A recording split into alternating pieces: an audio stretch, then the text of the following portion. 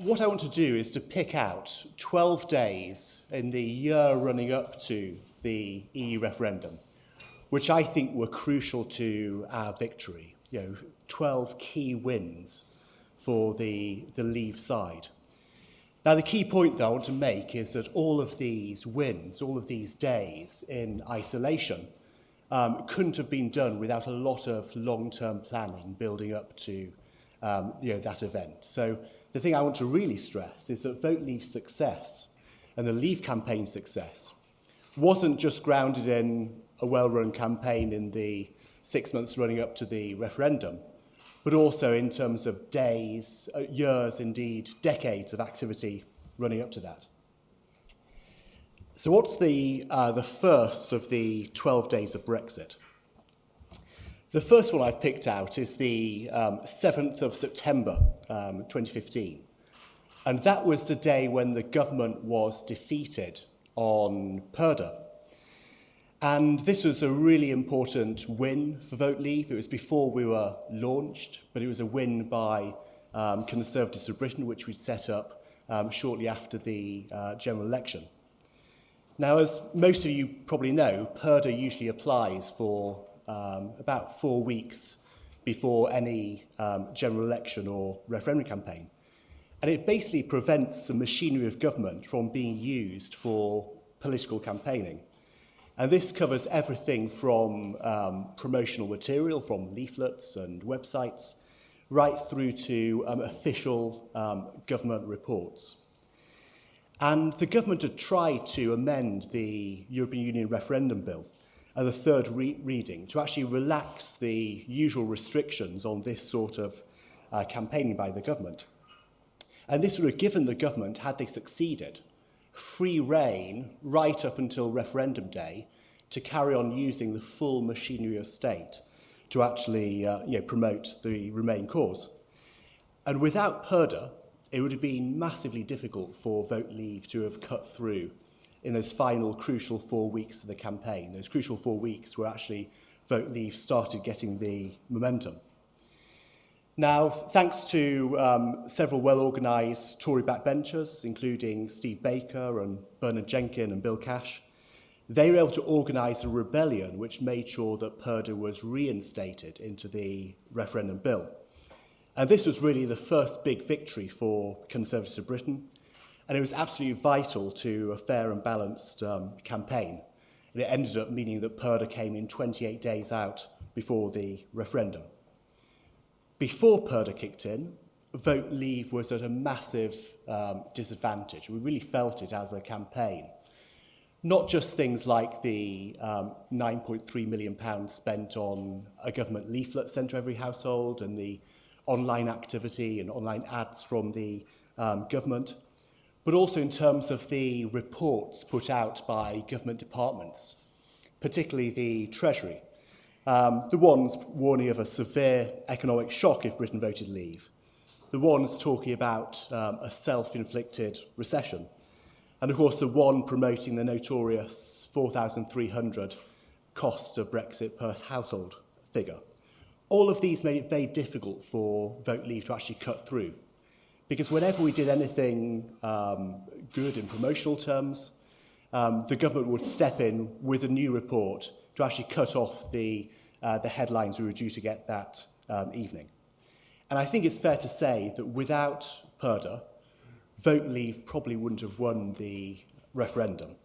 And I think the long-term win for us in this, the reason why we won, was because all of the activity by Conservative MPs over many, many years, they were well organised and they were able to motivate and organise backbench Conservatives to rebel on key points like that.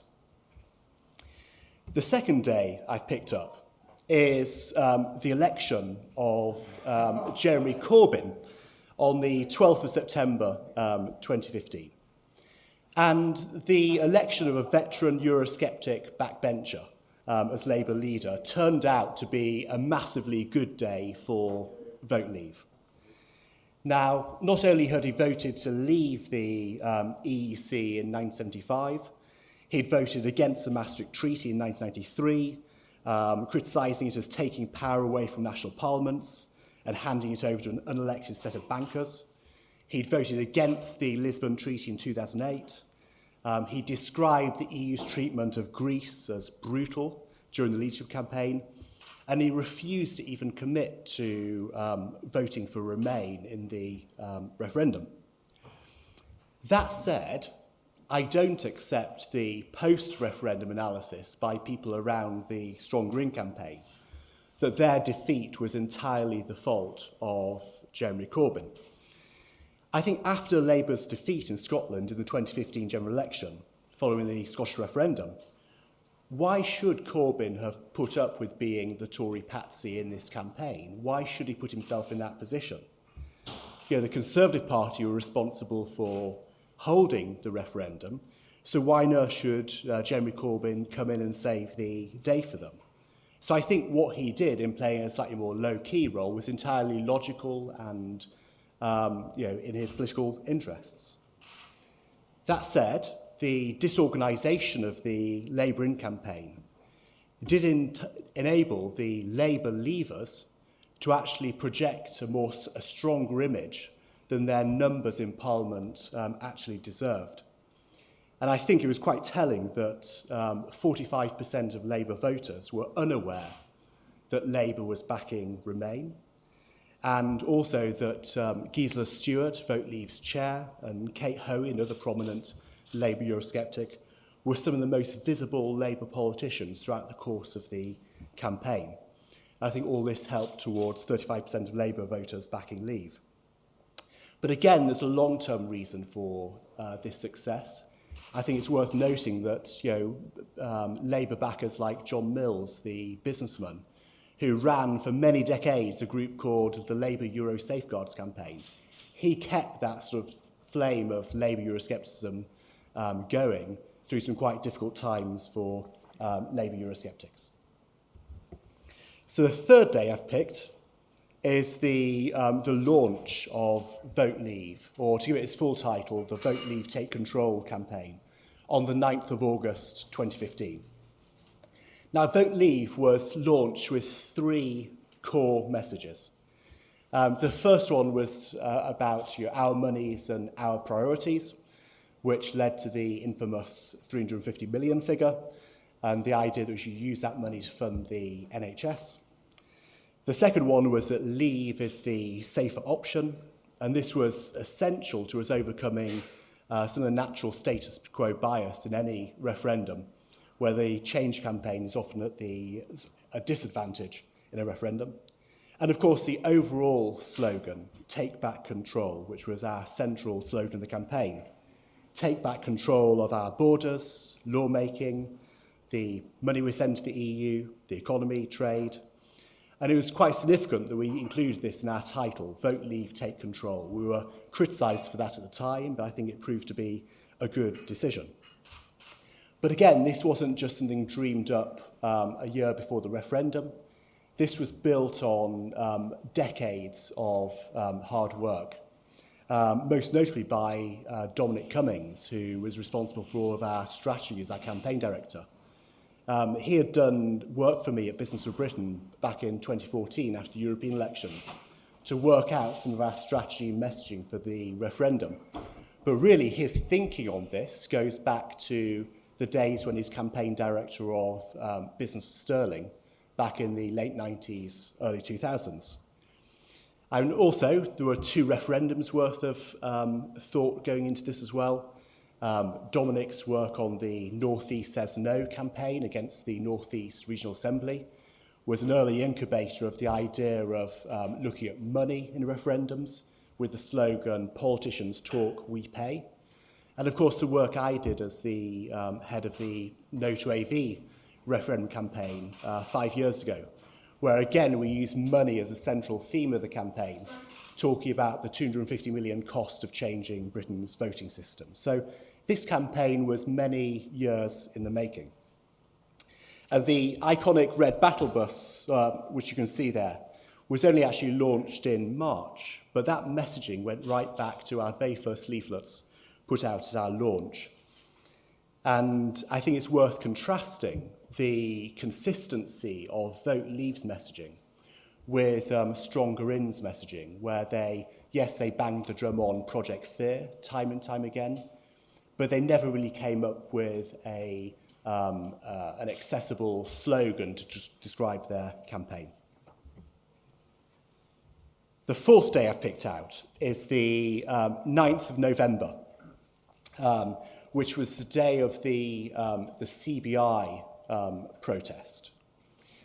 Now, the economy was always going to be the Remain campaign's strong suit, and business leaders were always going to be their strongest messengers. So we needed to demonstrate on the Leave side that business was divided on this issue. And, again, the origins of this go back over 10 years to the Business for Sterling campaign I mentioned before, where Rodney Leach and Dominic Cummings was the campaign director there, demonstrated that business was divided over Britain's membership of the euro. And I set up Business for Britain right after David Cameron's Bloomberg speech in January 2013 to demonstrate yet again that business was divided on the EU. And we built up a list of 1,500 business leaders, all formed into a regional network with regional chairmen who were capable of speaking in the media and speaking at events. And we did this because local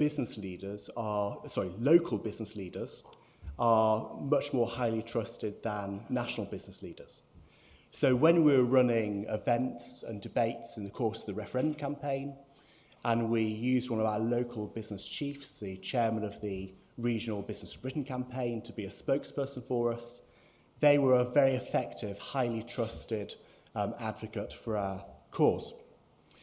And the reason we did this stunt was because we needed to demonstrate that the CBI isn't, as they claim to be, the voice of business. And we did this in several ways. First of all, we exposed the polling on which the figure they always trotted out, that 80% of businesses supported remaining in the EU. We exposed the fact that was based on, quote, dodgy polling. That's not my word, it's not Vote Leave's word, it's the word of the British Polling Council when they examined how that poll was done by YouGov for the CBI. I can see John Curtis shaking his head. That was the word that Nick Moon used in an email back to us. That was dodgy. So again, we were chipping away at the credibility of that poll. And we also need to expose why they were saying, or reason why they were saying what they were about the EU. And the CBI has received £1 million of EU funding since 2009, accounting for 20% of their income. So they were paid advocates for the cause, in our view. And it's notable that after exposing their polling, after the demonstration, they largely withdrew from the referendum debate. And this meant that we were using our advocates at a regional level, also unveiling some senior business leaders and entrepreneurs like Anthony Bamford and James Dyson and Tim Martin of Wetherspoons to actually make the Leave case, really ramming home the point by the end of the campaign that business was divided on this issue. But again, it's worth noting that this success didn't happen overnight. Lyndon Crosby has a phrase, you can't fatten a pig on market day. And the success of this operation goes right back to the creation of Business for Britain in 2013. The next date is the 20th of February 2016. And this was the date when Cameron returned with nothing from Brussels, so nothing substantial to his deal. And I actually think this was probably the biggest factor in our victory in the referendum. When you have a situation the following day when newspapers are running the headlines, "Is that it?" and making the comparison with Neville Chamberlain, you know that it hasn't been a successful renegotiation. And even the Guardian, the FT and the BBC suggested that the deal didn't amount to very much.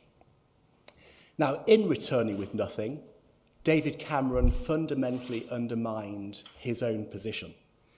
David Cameron has suggested that we should leave the EU if we fail to get fundamental reform. And prior to getting the deal, David Cameron repeatedly said that he ruled nothing out implying that he could vote for leave, and also saying time and time again that, of course, Britain can survive outside the EU. So when he came back with no deal, and when he then committed himself to Remain, and when he then campaigned so fervently for Remain, making all these dire warnings about what would happen if we leave, there was a huge inconsistency in what he said during the campaign compared to what he said prior to the deal. And I think that went down extremely badly with voters. In contrast, I think on the leave side of things, we got the messaging much better. If you remember, Business of Britain had the position of change or go.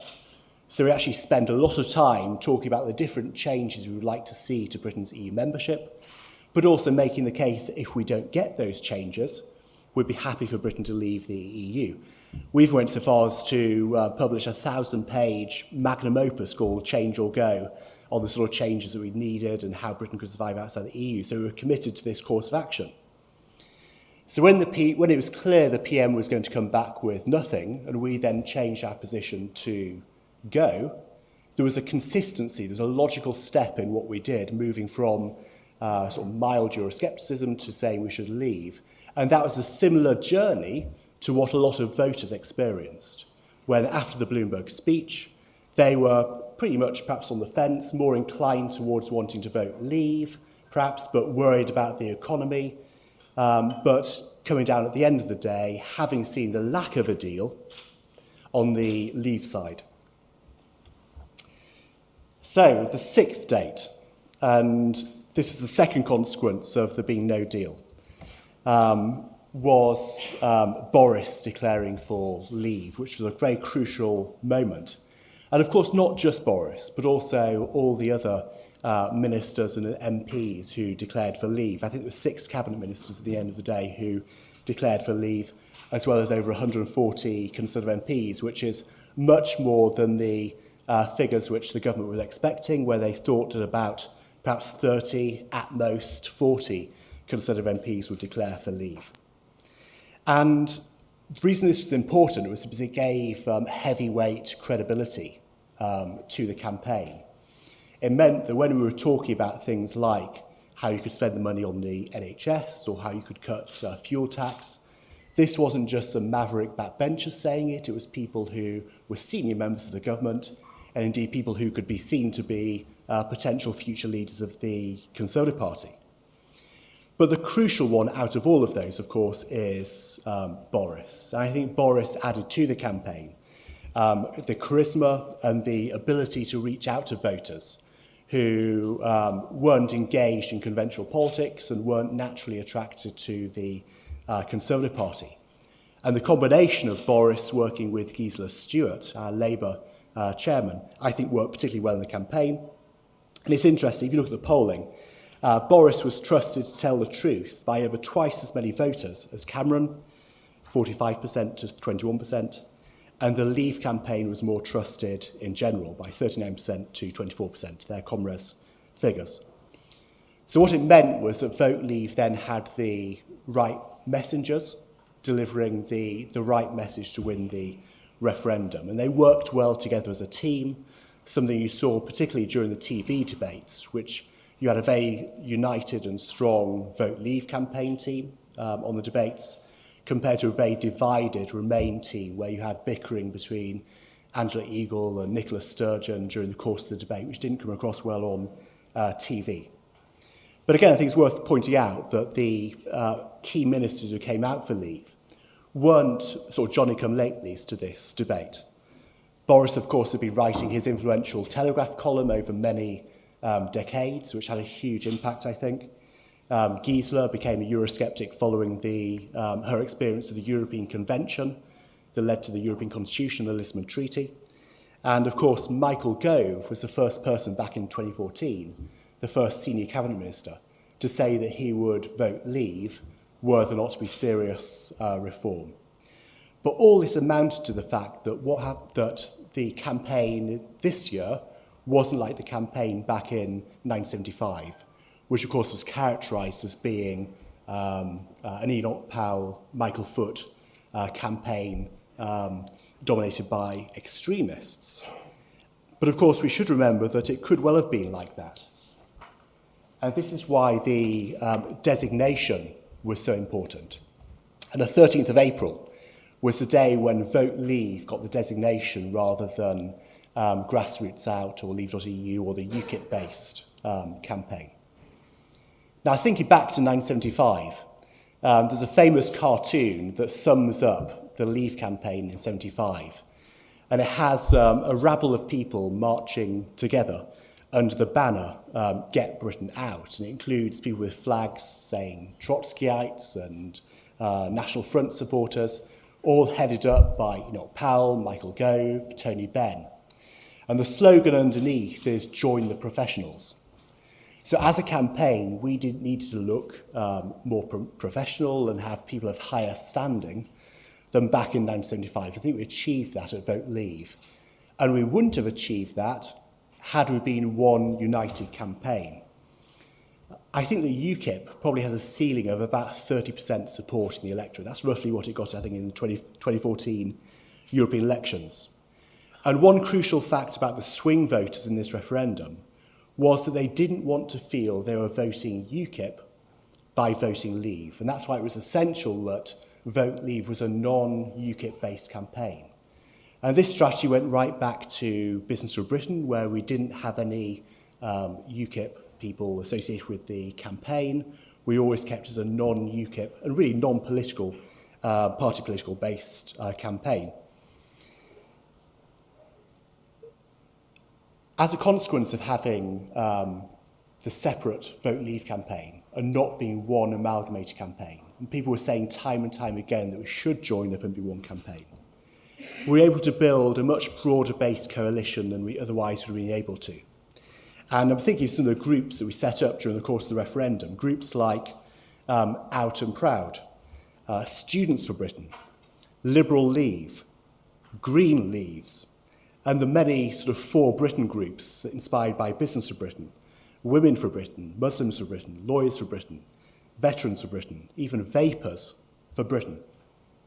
And had we had just one campaign, a lot of these disparate groups wouldn't have joined in.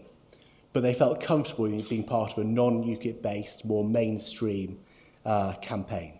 And I think our decision not to join up with UKIP has been vindicated by the final result. The next day, the 22nd of April, this was the day of Obama's ill-judged intervention in the debate. Now, when David Cameron didn't get the bounce he expected when he came back with his deal, he was expected to get a bounce of between 10 or 15 points, but of course he didn't get that bounce. He was hoping to get a bounce when Obama entered the fray, but it didn't happen. In the event, it turned out to be a win, not for the Remain side, but a win for the Leave side. And Obama, on his trip, of course, said the fateful words that Britain would be sent to the back of the queue for a trade deal with the US, were we to vote for Leave. And I think that might mark quite a key point when voters turned against the rather sort of patronising attempts by the global elite to bully and browbeat them into voting Remain. Think of people involved in the Davos Club, people like Christine Lagarde. Think of the celebrities, Keira Knightley, Bob Geldof. Think of the experts in general, the IMF, the OECD, the CBI, Goldman Sachs, JP Morgan, all of these people wading into the debate. Now, this plays right into Vote Leave's, one of the key campaign themes of wrong then, wrong now, with that very strong anti-establishment message. And one thing we said time and time again was that the very people who were saying it would be terrible if we left the EU were the same people who were saying it would be terrible if we didn't join the euro. And we said they were wrong then, wrong now. They're wrong about Britain's membership of the euro, and they're now wrong about the case about Leave. And I think it's worth pointing out that, of course, a lot of Project Fair hasn't come to pass. So I think we've been proved right on that. But back to Obama.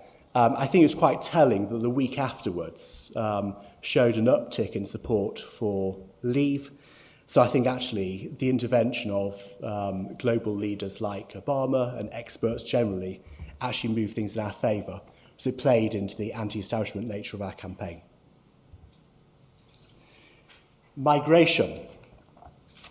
So the 12th of May was the day when the ONS published their figures on the number of national insurance numbers given out to EU migrants.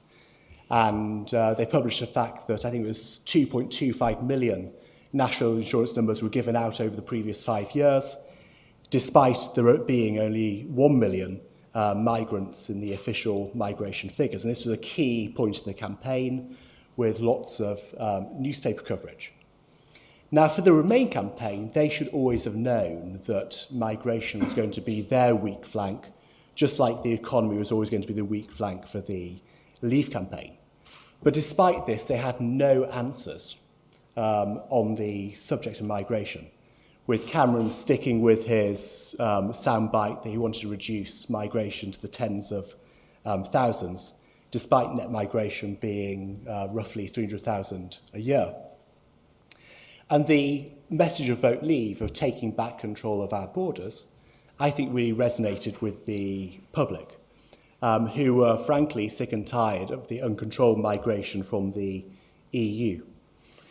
And this factor really goes back to 2004, of course, the year when you had the expansion of the EU to include some of the East European member states. And it's from that point when Tony Blair predicted that only a few thousand people would come to the UK, that people felt a growing resentment of the very high levels of migration from other EU member states. And this was not only a question of the migration, it was also a question of being lied to by politicians. So this, of course, was the key part in the referendum. The key challenge I put out to people on the Remain side is, why didn't they anticipate this? You know, we anticipated that the economy would be our weak flank. We prepared for that. I didn't see any real effort by people on the Remain side to anticipate that their weak flank in the referendum would be migration, and to do anything to mitigate people's fears in this area. So the 14th of June, that was the day when the Sun came out in favour of Brexit. Now, in contrast with the broadcast media, which I would say overall probably has a slightly Remain bias overall, the print media was very much split. Of course, you had the FT, the Times, the Guardian, the Mail on Sunday, and the Mirror backing Remain. But you had the more widely read newspapers backing Leave, the Sunday Times, the Telegraph, the Mail, the Express, and the Sun. And this is a dramatic change from 1975, when I think it was just the Morning Star and the Spectator who backed the Leave campaign. But I think it would be a mistake to have some sort of narrative that Leave victory was down to the Tory press or down to the newspaper proprietors who owned the key Tory newspapers. I think that successive governments, not just David Cameron, but also Gordon Brown, Tony Blair, John Major, all need to shoulder a certain amount of blame for this. And let me just explain my reasoning. I was speaking to one of the ambassadors recently about Leave's victory, and he gave me an explanation as follows. He said, you can't drip poison into a well and then expect voters to drink from it. And over many years, the sort of language used by prime ministers when addressing the EU wasn't the language of how the EU was a good thing for the UK or a positive thing. It was language about how they were going to go into battle, how they were going to block new measures, how they were winning crucial victories over the EU. So this is a very adversarial form of language when addressing the EU. So you can't expect your narrative one day to be very adversarial and then expect people to vote to remain in the EU the next day. All successful comm strategies aren't just executed over a matter of months, they're executed over a matter of years. The next day, the 15th of June, this was the day of George Osborne's punishment budget, which was frankly sort of left in tatters. And this was really the peak of Project Fear. It was about a week out from the referendum. This is when he threatened to hike taxes and slash benefits if the UK voted leave. Now, we got wind of the announcement about 24 hours beforehand. So it gave us 24 hours to actually gather a list of 60 Conservative MPs who signed a letter saying they'd vote against this punishment budget, a letter which was released just as George Osborne was going on the Today programme to announce it. And this was perhaps the peak of the Vote Leave campaign. And it was also the culmination, the punishment budget, of a long-running campaign by the Treasury, which people dubbed Project Fear.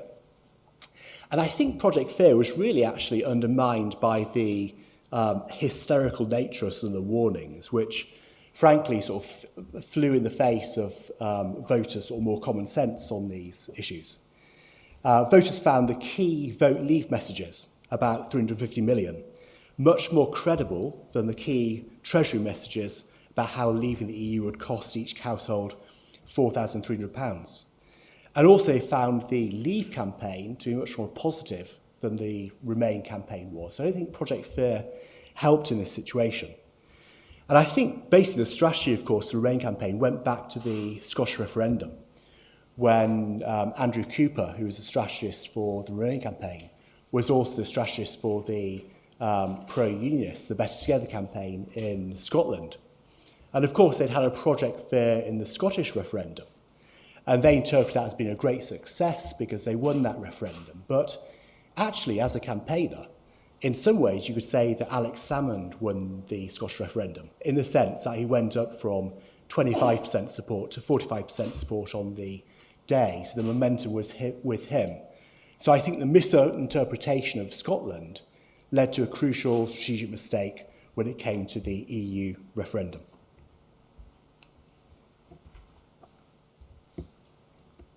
So the 23rd of June, Independence Day. Despite going into referendum day roughly 5% behind in the polls, Leave managed to win by 4%. Now, we were always confident that we were going to outperform the polling expectations for a number of reasons. The first one was that Leave voters were more likely to turn out than Remain voters. They're much more enthusiastic about voting Leave. And in our turnout models, rather than asking people their likelihood to vote, we asked them how enthusiastic they were about the referendum. So we always thought that our guys more likely to turn out. I also think that we had a better organised ground campaign. Of the 650 constituencies, 641 had volunteer coordinators. We delivered over 50 million leaflets, including dawn raids on polling day. And that was quite apart from the leaflets put out by Grassroots Out and Leave.eu and UKIP. So many more leaflets were delivered on our side. And this was really building on a grassroots movement that in some ways went right back to the referendum party in the mid-1990s. I thought it was quite telling that in Lambeth, one of the boroughs that voted most heavily for Remain, where I actually live in Brixton, every Saturday I would go out campaigning with some of the local organisers there. And we always had at least a dozen people going right back to September of last year, campaigning every weekend in Brixton, in Streatham, in Lambeth more generally, for Leave. And I never really saw much more activity than that on the Remain side of things. So the fact that Leave was actually matching the Remain side in a part of the country which was very heavily Remain, I can bet you bottom dollar that the Remain side weren't campaigning as heavily as the Leave side in Clacton or in other parts of the country that voted Leave. I think we also had a more successful social media campaign on the Leave side. both what we did at Vote Leave and also what was done more generally on the Leave side, which much higher engagement rates with our material online, much more sharing going on, much more retweeting going on, which is surprising in a sense given the social demographic of people who use social media. So that suggests we were actually winning on the social media front. And of course, all this fed into us having a better get out the vote operation on the day, which is crucial to any campaign. And Vote Leave had built, I think, quite a successful model in identifying right down to street level, which were likely to be our more rich areas to target. And this became crucial on the day because we were able to direct activists to the best parts of the country. That's actually 12 days. I'm going to cheat and have a 13th day because Anand asked me to also talk about what Brexit means. Now, this will be very, very short, don't worry, so I've run out of time. And I'll perhaps talk more about this in the Q&A if you're interested. I think I'll just restrict myself to 2 observations. I think campaigners on both sides in the referendum were very, very clear that leaving meant leaving the single market. People on the Remain side accused the Leave side time and time again of wanting to leave the single market. But also on the Leave side, we were quite open in acknowledging the fact that Leave would mean leaving the single market. So I think that debate should really be parked. I think the second observation would be that in setting up a Department for International Trade, I think it's really only meaningful if Britain actually leaves the customs union. So when people say, what does Brexit mean? To me, those 2 factors point quite clearly to being, my words, a clean Brexit. So the idea we're going to go down some sort of Norway-style option, I think, is for the birds. In conclusion, you'll all be familiar with the phrase that victory has 100 fathers and defeat is an orphan. And I think this is certainly the case in the referendum, in the EU referendum. And each of the dates I picked was a key win for the Leave campaign. But I hope I've been able to demonstrate that each of those days was actually grounded in campaigning over many years, if not decades of activity. And I think much of the analysis of the referendum put out immediately after has really just focused on the short-term referendum campaign itself, the short campaign, if you like. And I think any serious analysis, perhaps by any budding PhD students in the room, needs to actually really look at all of these long-term factors that led to Britain leaving the EU on the 23rd of June. Thank you very much.